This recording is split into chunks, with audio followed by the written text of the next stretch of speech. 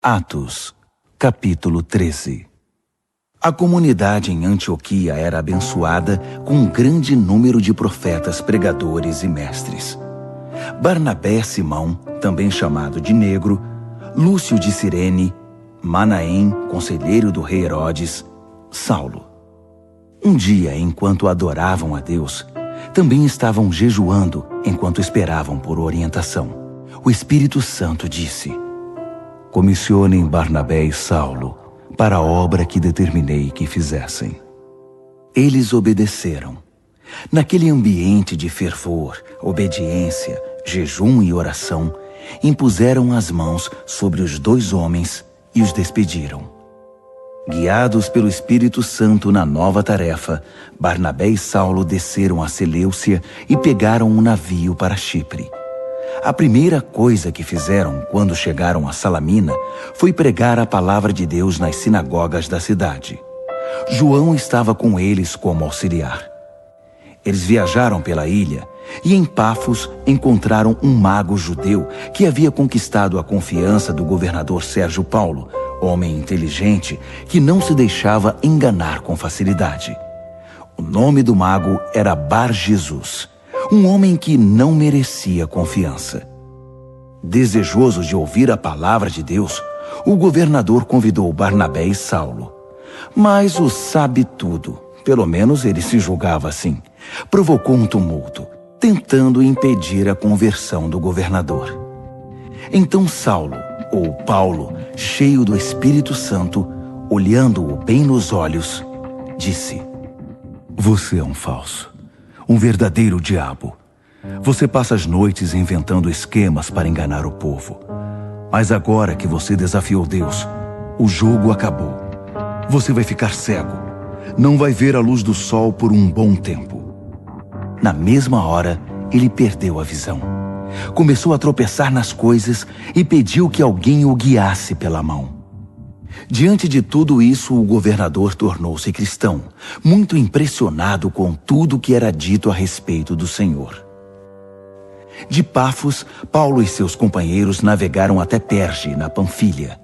Ali João desistiu da viagem e voltou para Jerusalém. De Perge, o restante do grupo viajou até Antioquia, na Pisídia. No sábado, foram à sinagoga. Depois da leitura das Escrituras, a lei de Deus e os profetas, o líder da reunião lhes perguntou: amigos, vocês têm algo a dizer? Uma palavra de encorajamento, talvez? Paulo se pôs de pé, fez uma pausa, respirou fundo e disse: meus patrícios e amigos de Deus, ouçam.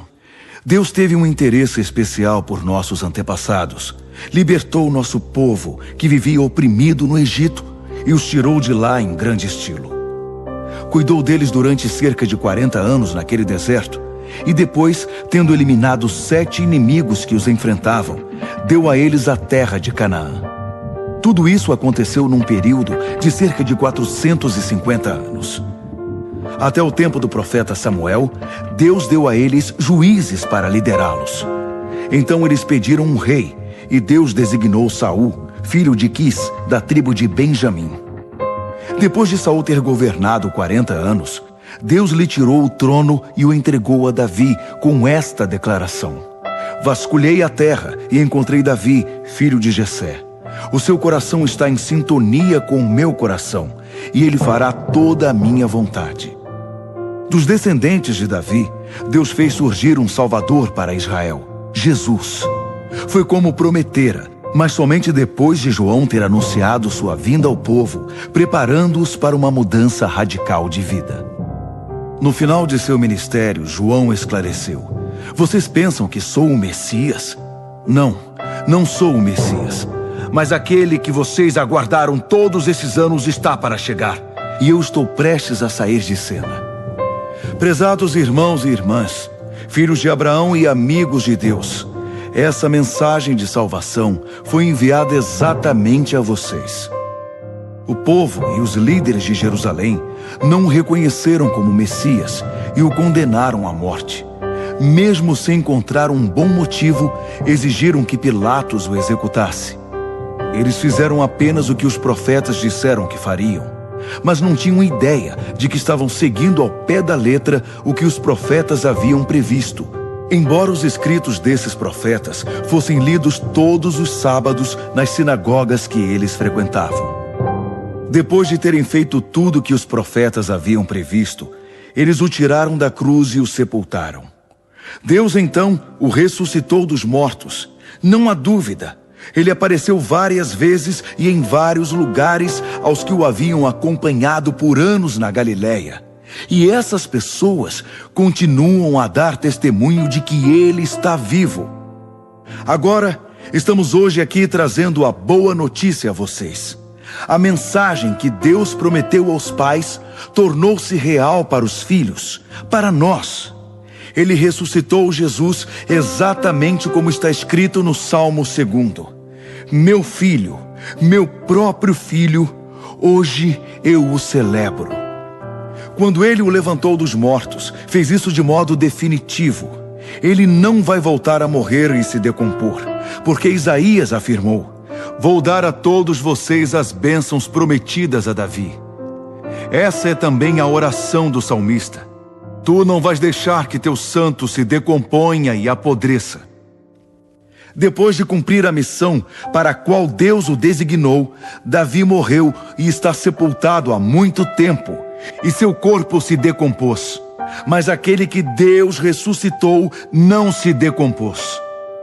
Quero que vocês saibam, meus prezados, que é por causa do Jesus ressuscitado que o perdão dos pecados pode ser prometido a vocês.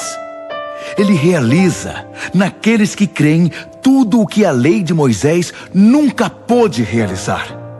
Mas qualquer um que crê no Jesus ressuscitado é declarado bom e justo diante de Deus. Não façam pouco caso do que estou dizendo.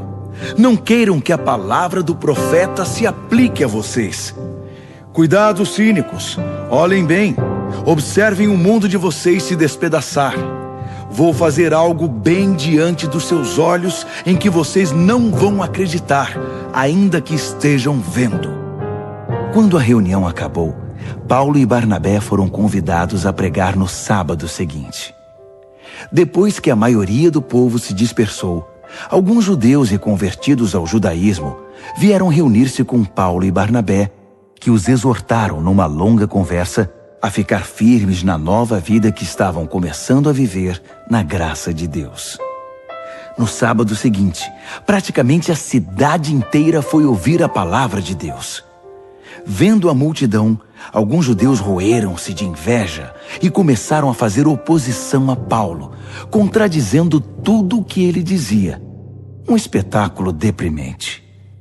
Mas Paulo e Barnabé ficaram firmes e declararam: era necessário que a palavra de Deus fosse pregada primeiro a vocês, judeus.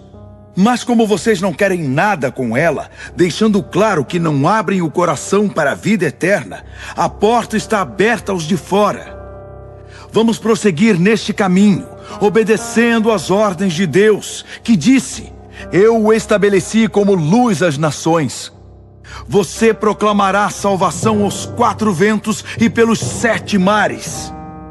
Quando os de fora, isto é, os que não são judeus, ouviram isso, mal se seguravam de tanta alegria. E todos os que estavam destinados à vida plena depositaram a confiança em Deus. Eles honraram a palavra de Deus, recebendo essa vida. E a mensagem se espalhou como fogo incontrolável por toda a região.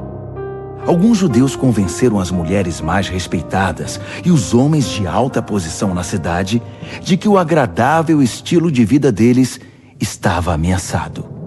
Alarmados, forçaram Paulo e Barnabé a sair da cidade. Os 2 discípulos deram de ombros e foram para a cidade seguinte, Icônio. Estavam felizes, transbordantes de alegria e do Espírito Santo.